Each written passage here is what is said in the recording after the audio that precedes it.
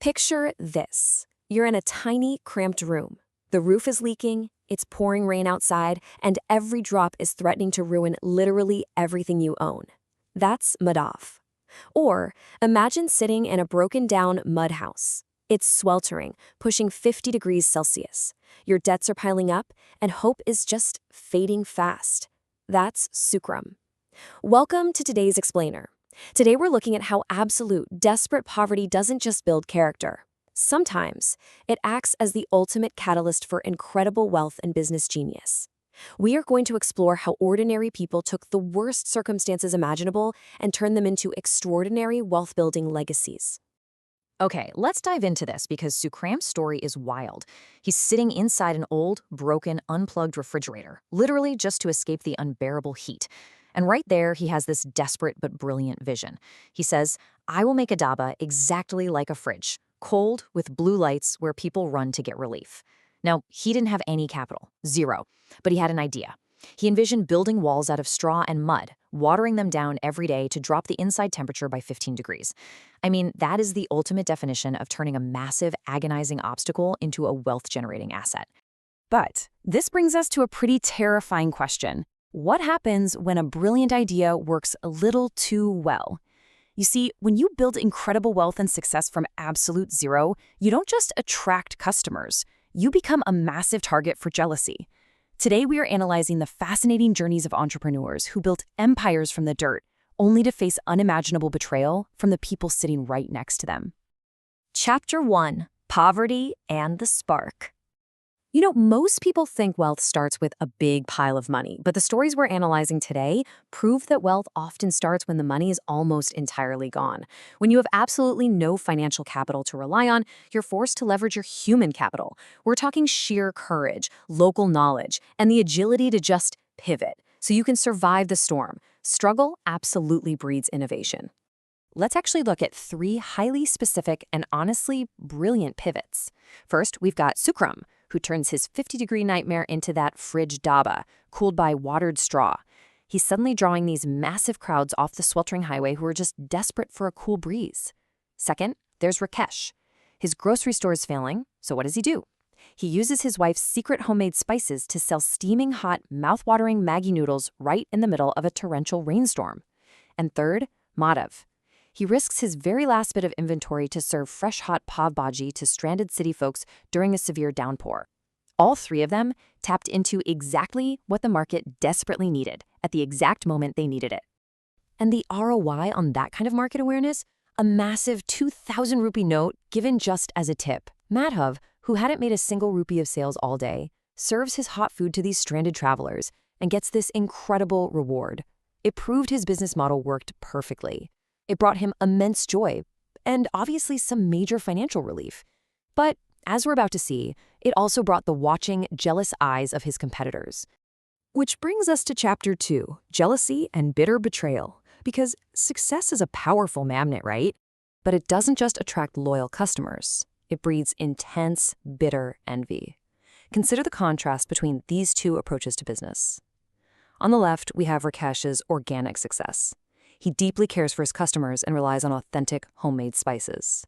On the right, his bitter rival, Sanjay. Sanjay tries to literally buy his way to the top with flashy marketing and expensive imported sauces. But here's the catch. Sanjay has zero cooking skills and immense arrogance. His food tastes terrible, and customers run right back to Rakesh.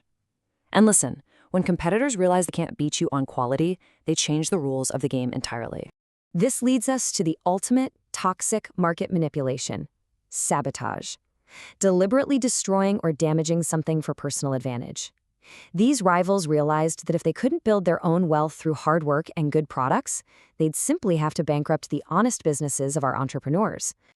And get a load of the sabotage playbook they use because it is absolutely devastating.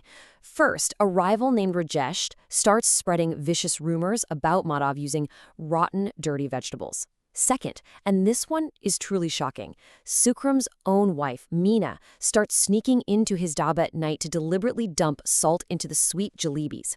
And third, hired thugs literally plant pebbles into Madhav's food while customers are eating, just to cause a massive scene. These aren't just sneaky tactics. These are direct, malicious attacks on a business's most valuable asset, its reputation.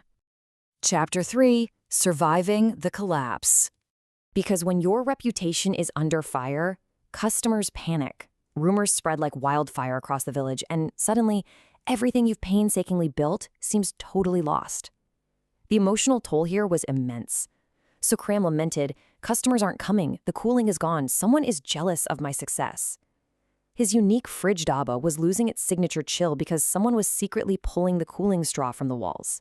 His loyal workers were being suspected unjustly, his cash flow was drying up, and the mental toll of this sudden, unexplained market crash was just breaking him down. Now, when rumors are swirling and active sabotage is happening, flashy marketing is not going to save you. The only shield you have left is customer trust. Think of customer trust exactly like compound interest. You invest in it slowly, day by day, through reliability and top-tier quality. And when a crisis hits, that compounded trust is literally the only asset that keeps you from going bankrupt. And let me tell you, that trust pays off beautifully when things get tough. For Madhav, right in the middle of a massive orchestrated riot at his dhaba over those pebbles found in the food, a highly respected customer steps up. An off-duty police officer who intimately knows Madhav's impeccable quality examines the plate. He instantly recognizes that the pebbles were just placed on top of the food. They had absolutely no sauce on them. He exposes the hired thugs right there on the spot, restoring faith in the community and proving Madhav's innocence. It is a highly emotional, incredible turning point. Chapter 4: Exposing the Hidden Truth. But what about Sukram? His sabotage was coming from inside the house. Picture this. It's midnight. Sukram is hiding in his own dhaba, and he hears these strange scratching noises coming from the walls. At 1 a.m., in total darkness, he sets up a hidden camera. By 2 a.m., the horrific truth is captured. It's his own wife, Meena, caught red-handed removing the cooling straw. And if that wasn't enough, the next morning a recorded phone call exposes the final twist. Meena is conspiring with Sukram's so-called best friend and investor, Prakash. They were actively trying to bankrupt the dhaba so they could steal the whole thing in a divorce settlement. Sukram's response to this betrayal is just legendary. He looks right at his betrayer and says, "I am that madman who sits in a fridge and my own friend tried to steal my business." In an incredibly satisfying moment of justice, Sukram lures his false friend Prakash into the dhaba, literally locks him inside the massive fridge room, and calls the cops to arrest him. Boom. He's secured his business and his peace of mind in one brilliant, bold move. Which brings us to our final chapter, the ultimate success. Surviving the fire and catching the saboteurs is one thing, but how did these entrepreneurs come out on the other side? Let's look at the long-term ROI for these folks, because the contrasting fates are staggering. Sukram and Madhav chose quality and integrity. Their ultimate result? Thriving, massively successful family enterprises. Prakash and Meena chose sabotage and theft, and they ended up arrested for fraud. And those rivals driven by greed, like Sanjay and Rajesh, they went totally bankrupt. It proves that bad business practices are a terrible long-term investment. They will always eventually destroy the perpetrator. So, what are the core wealth-building takeaways from these stories? First, your reputation is absolutely your greatest asset. Keep it pristine.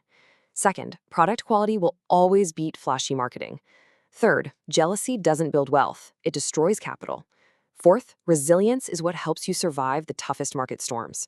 And finally, true wealth is built on trust, not tricks. In fact, Madhav's integrity was so profound that when his rival Rajesh went bankrupt, Madhav actually offered him a job as a manager out of sheer grace. True wealth includes a wealth of character. This brings us to the core thesis of today's explainer. Money grows where trust grows. Wealth is not created by luck, but by discipline and courage. Whether you are running a roadside stall in the pouring rain or a massive corporate enterprise in the big city, the fundamental rules of compounding value, financial resilience, and integrity, they do not change. I want to leave you with this final, provocative thought to ponder today. Is your greatest investment the money in your pocket or the unwavering belief that your future can be better than your present? These entrepreneurs didn't start with capital. They started with a belief and they protected it fiercely with their integrity. Think about your own wealth-building journey. Thank you so much for joining me on this explainer. And remember, always build with trust.